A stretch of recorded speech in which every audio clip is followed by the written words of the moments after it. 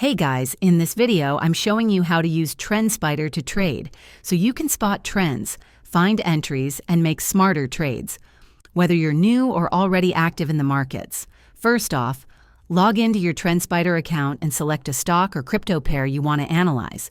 The real-time chart is where most of your action happens.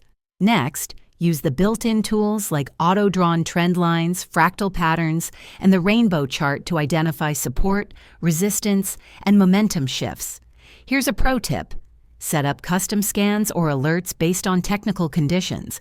Trendspider highlights breakouts and key setups as they happen, so you never miss a move. Don't forget, check out the Smart Volume Profile and Time Price Opportunities. These help you see where institutional traders are placing orders and where price is likely to return. Also, use the AI Strategy Lab to backtest and automate your own trading strategies. No coding needed. So should you feel lost with charts and indicators? Not anymore. Just follow these steps and start using Trendspider like a pro trader.